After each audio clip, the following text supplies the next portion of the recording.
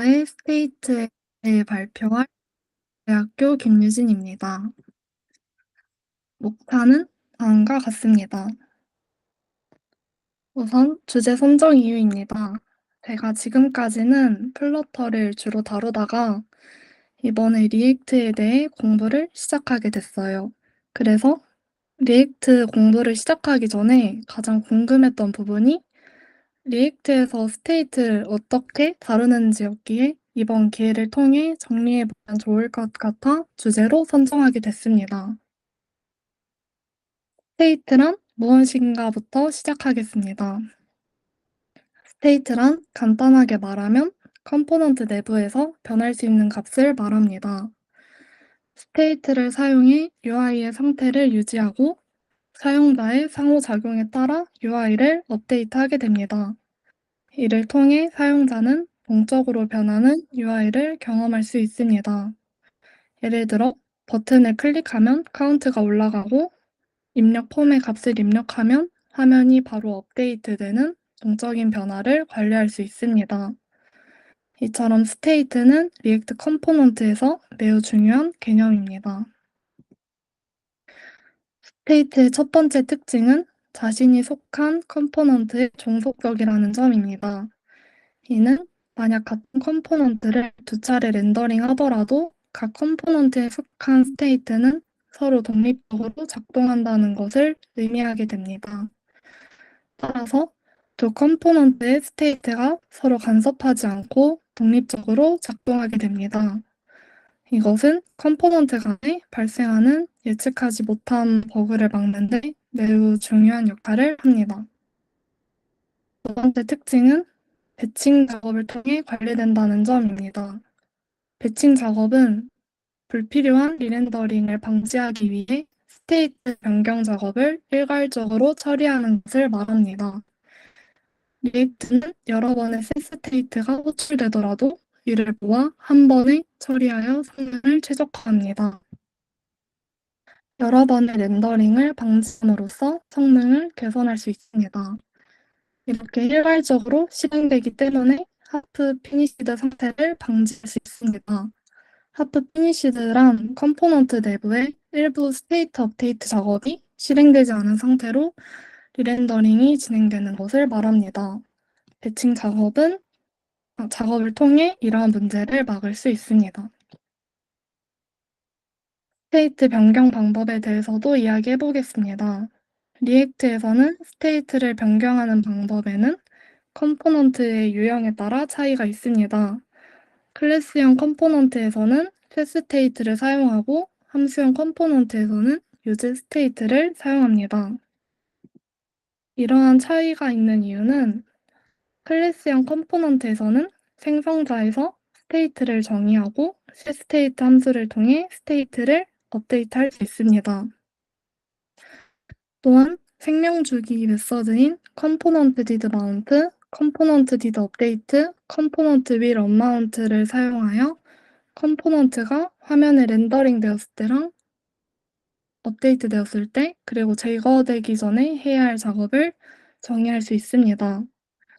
반면 함수형 컴포넌트에서는 원래 이러한 생명주기 메서드와 스테이트 관리 기능이 제공되지 않았습니다. 함수형 컴포넌트는 단순히 UI를 표현하기 위한 용도로 만들어졌기 때문입니다. 따라서 상태를 관리하거나 생명주기 이벤트를 처리하는 등의 복잡한 기능을 제공하지 않았습니다. 이로 인해 함수형 컴포넌트는 매우 간결하게 작성될 수 있지만 복잡한 애플리케이션을 개발할 때에는 불편함을 겪기도 했습니다. 이 문제를 해결하기 위해 리액트는 훅을 도입하게 됐습니다.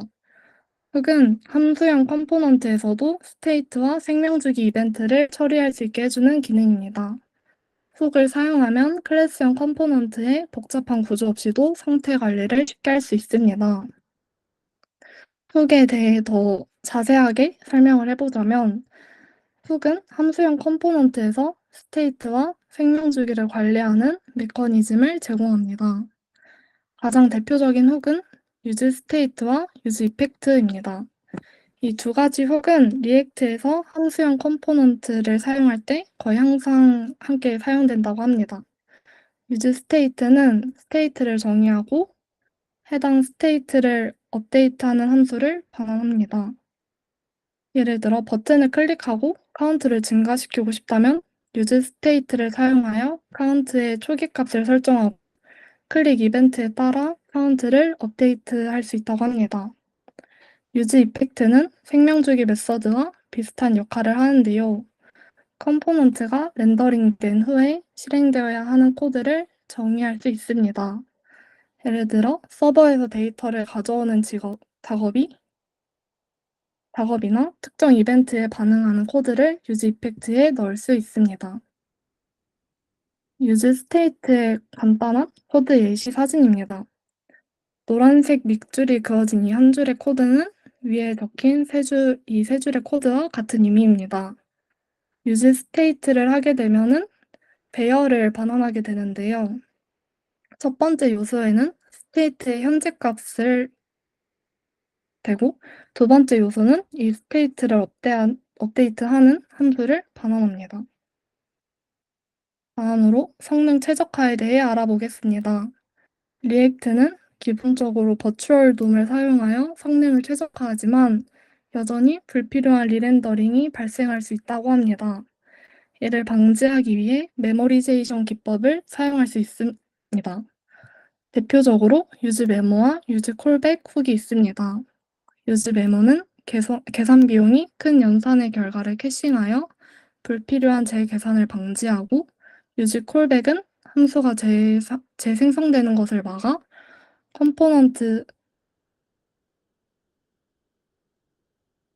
컴포넌트의 불필요한 리렌더링을 방지합니다.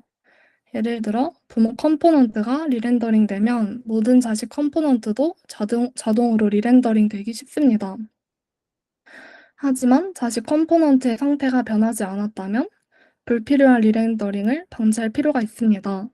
이때 react.memo와 use callback을 사용하면 자식 컴포넌트의 불필요한 리렌더링을 방지할 수 있습니다. 이러한 최적화 방법을 통해 성능을 크게 개선할 수 있으며 특히 대규모 어플리케이션에서 중요한 역할을 한다고 합니다. 리액트에서의 스테이트 개념을 정확히 알고자 공식 문서를 찾아보다 보니 프롭스와 비교하는 부분이 있어 프롭스에 대해서도 다뤄보겠습니다.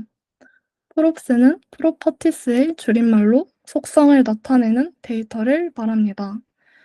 코드 예시처럼 프롭스는 부모 컴포넌트에서 자식 컴포넌트로 전달되는 값을 말합니다.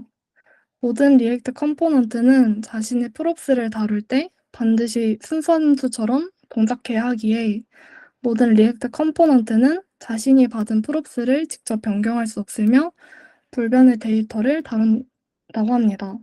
이와 달리 스테이트는 해당 컴포넌트에서만 관리되고 수정할 수 있다고 합니다.